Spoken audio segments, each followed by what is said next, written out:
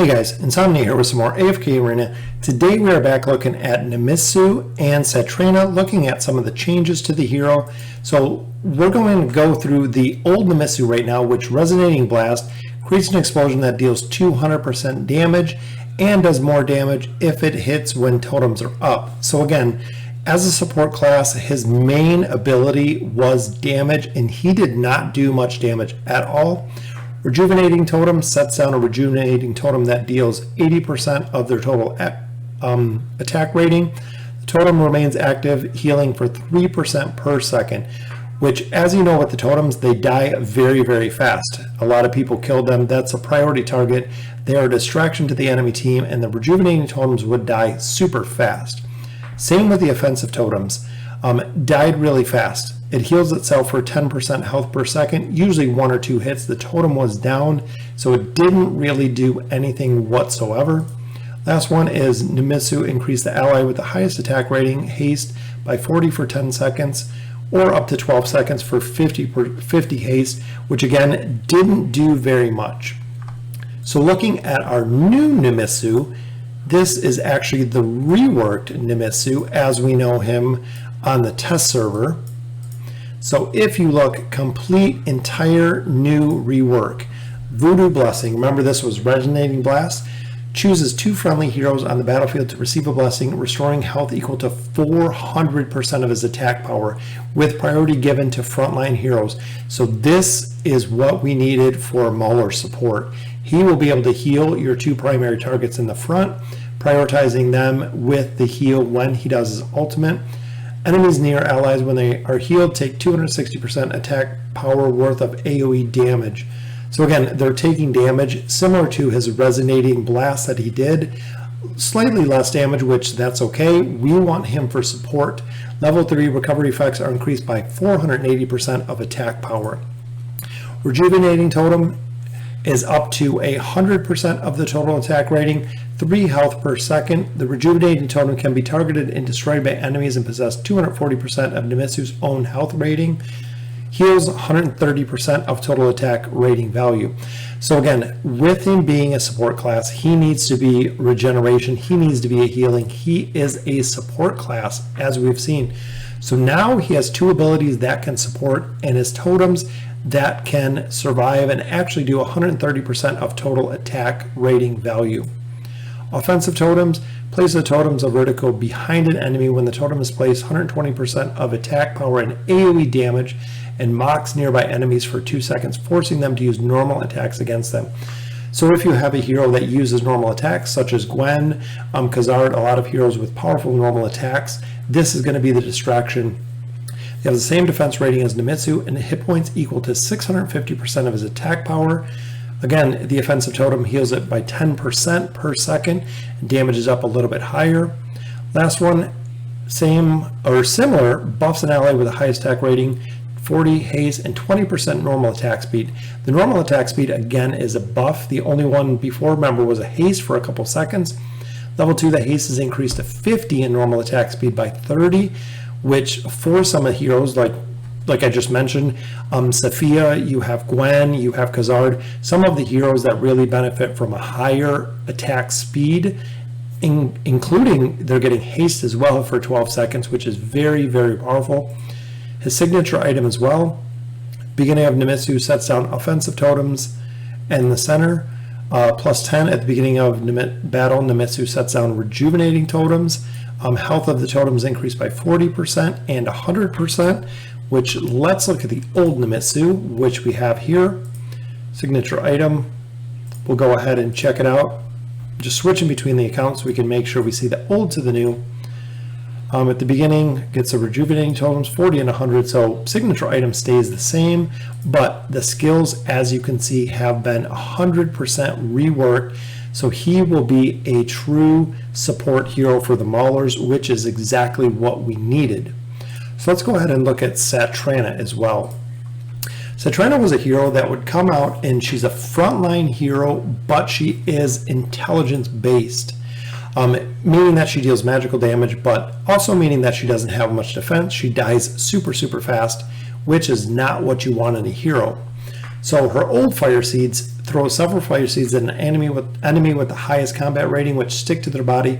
Fire seeds are then triggered once the enemy health falls below 30%, which means that if it does not fall below 30%, guess what? It doesn't trigger, resulting in a fiery explosion that causes damage. Enemy cannot recover health while covered in seeds, and damage is increased to 380%, which again, if the enemy stays above the 30% health, the fire seed doesn't do anything, but they cannot recover health. Flutter Flame, a short and brutal attack that deals 140% damage 2 times, deals additional equal to 3%. 60% of the arrow damage is converted to health. Fire Dance initiates a fire dance, causing flames to engulf her enemy multiple times for 90% damage per attack. The final attack dealing 200 explosive damage. Damage reduction is increased to 80%, and final damage increased to 230%. So while she is using that ability, she does get an 80% damage reduction. And the final one was Overflow. When she is defeated, she loses control of her fire seeds, which fall to the ground and detonate. This was the reason she came out. She usually dropped the fire seeds if you could get her to go ahead and ult. If not, she just died and ran away. Explosion ignites enemy for 15 seconds, causing 50% damage per second while they are alight, simultaneously reducing the enemy's health recovery rate by 70%. Problem with her again is when she ran out, she was always instantly killed. So let's go ahead and we'll hop again over to the test server. Let's take a look at Satrana here with her new abilities. And I like having the option to go ahead and look at the old to the new. Fire Dance. Remember, this was her fire seeds before. Satrana initiates a fire dance, during which she becomes immune to all attacks and control abilities.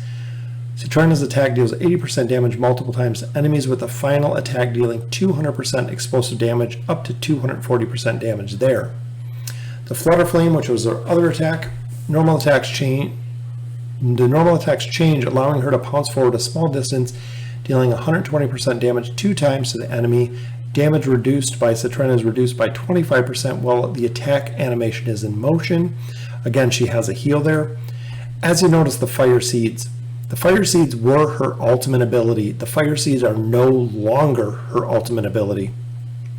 Satrana throws fire seeds onto an enemy, prioritizing enemies which are standing directly opposite her, which is similar to Athalia, which is similar to Gwyneth, Kelthar, attacking the enemy that is exactly opposed to her. While the fire seeds are on the enemy, they lose 1% of their maximum health per second. Once the health falls below 25%, the fire seeds explode, causing damage, and they added in causing the enemy to be stunned after they explode. So again, with her being in combat now, you can put her specifically on a target that is going to be directly opposite her to put the fire seeds on and continue to start doing 1% of their max health per second. Overflow. When an attacker ability inflicts damage to an enemy, the enemy burns for 3 seconds. This is the big thing that delivers her a lot more damage, is the burning ability for enemies, similar to when Gwen lights them on fire. Enemies that are burned have their heal reduced by 50 and lose a value of health equal to 35% of Satrana's attack rating every second. This ability cannot be stacked. Level 2, burn enemies lose a health value of 39%. Level 3, burn enemies lose a value of health equal to 43% of her attack rating. So the higher her attack rating, the more of an effect Overflow is going to have. And even just reworking her skills, so actually the method that they're here, fire seeds will actually be useful. And now she doesn't have to die for the fire seeds to go off, which is the other big one. Her signature item, enemies that possess a higher percentage of health compared to Satrana's own deal 20% less damage to Satrana. So again, increasing her survivability with the Mark of the Fox. Enemies that possess a higher percentage of health deal 30%, 40%, and when Satrana's health falls below 35% for the first time, the next time she uses Fire Dance ability will not require her to use any energy points. So again, when she uses her Fire Dance ability, which is her ultimate, it will not take energy points. So let's hop on the old Satrana really quick, and again, take a quick look at her signature item and see what has changed there. So even here, when she So if Satrana is slain, her Fire Seed ability will trigger. Again, that is completely reworking her signature item, as we just seen, because we don't want the hero to die, which was the main reason. Energy that is recovered when injured or attacked is increased by 20%, 40%, and only requires 250 energy to activate the ultimate ability for the first time, which is pretty good because a majority of the time she dies so fast that you can't get her ultimate off because she's already dead. So overall, Nimitzu is going to be an absolute amazing rework, as we have seen. We'll go ahead and we will test the heroes on the test server, see how good they are. I want to go ahead and test her first, which, looking at her, again, she burns an enemy here, she burns an enemy here. The enemy on top is still burning, so she can actually ignite, as you can see, more than one enemy with her ability, as well as two heroes there. Fire Seeds going right on the opponent enemy, burning them for the 1%, which is awesome. So as long as you can keep her alive, it seems like she's going to be doing a lot more damage, especially combined with heroes like Inoki, Skarath, anything to really put the heroes together. So she is attacking multiple heroes with her ability. Will be very, very powerful. And of course, the final one we have is Nimitzu. His signature item remained the same, but if you look, he drops his totems here, which there's the attack totem.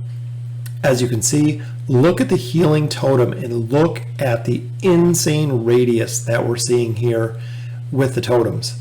And it looks like his little signal, I'm not sure, I think he's buffing himself at this point. Yep, because there it said haste. So he is buffing himself, his normal attacks, and buffing his haste, as you can see.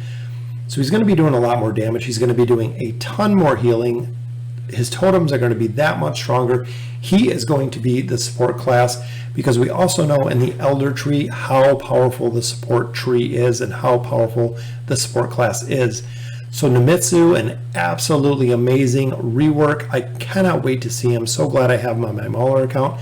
Satrana is still going to be yet to see with her ability rework if she's going to be used outside of the Mauler Tower, or if that's only going to be where you're going to be using her.